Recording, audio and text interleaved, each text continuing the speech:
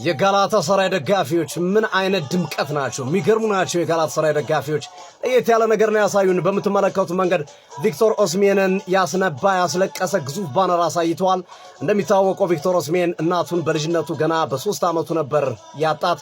በህይወትም ውጣ ውረድን ያየ ተጫዋች ነው። ብዙ ችግሮችን ብዙ ፈተናዎችን መንገድ ላይ ውሃ በመሸጥ ጅምር ሲተዳደር የነበረ ነበር። በልጅነቱ ታሪክ በመጻፍ በእግር ኳስ ላይ ታሪክ በመጻፍ ላይ አሁን ዓለም ላይ እጅግ ከፍተኛ ገንዘብ ከሚከፈላቸው ተጫዋቾች አንዱ ነው። ግን በሚያሳዝን ሁኔታ እናቱን በ3 ዓመቱ አጥቷል። አባቱን ደግሞ ናፖሊ ያለ ህይወት እየተስተካከለለት ባለበት ሰዓት ማጣቱ ይታወሳል። ይሄ ቲፎ የሚገልጸው 9 ቁጥር ለብሶ የናይጄሪያን ማሊያ አድርጎ ለመጀመሪያ ጊዜ በዓለም መድረክ የታየው ቺሊ ላይ በተከናወነው የዓለም የሀገራት ውድድሮች ላይ የ17 ዓመት በታች ውድድሮች ላይ 10 ጎሎች ያስቆጥሮ ነበር። እሱን ለማስታወስ ነው ይሄን 9 ቁጥር ማሊያ አድርጎ የናይጄሪያን ማሊያ አድርጎ በልጅነቱ ትልቁ ቪክቶር ኦስሜን ደግሞ አሁን ደግሞ በጋላታሳራይ ልጁን አቅፎ ይታያል። እናቱ አለች ከሰማይ ሆና እንደምታየው ነው።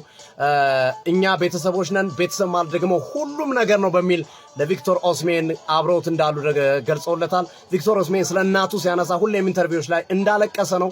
ያንን መሰረት አድርገው ነው እንዲህ አይነት አስደናቂ ባነር ሰርተው ያቀረቡለት ወይም ያሳዩት ለዓለም ሕዝብ። እሱም በእንባ ሲታጠብ ተመልክተነዋል። መነቃቂያ ሆኖትም በጨዋታ ላይ የተለየ ነገር ሲያሳይ የተመለከተው ነው ያለነው። እሱ የሱ አሲስት ነው፣ ጎሉ ነው። ሊቨርፑልን በመጀመሪያው አጋማሽ ጋላታሳራይ ሊቨርፑልን 1-0 እየመራ የሚገኘው በጣም የሚገርም ነው። እግር ኳስ ደጋፊዎች እንዲህ አይነት ነገር ሲሰሩ በጣም ደስ ይላል። የተለየ ነገር የተለየ ሐሳብ ሲያመነጩና ዓለምን ያስገረሙናል። እናንተ እስኪ ሐሳብ ስጡበት። የፕላስ ምልክቱ በመጫን ፎሎ ያርጉ።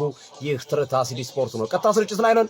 ዩቲዩብ ላይ ሲዲ ስፖርት ብላችሁ ተቀላቀሉን። በቲክቶክ በፌስቡክ ሁሉም አማራጮች ከኛ ጋር እንድታመሹ እንጠይቃችኋለን። ይመቻችሁ። በሁለተኛው አጋማሽ ጨዋታ እንገናኝ።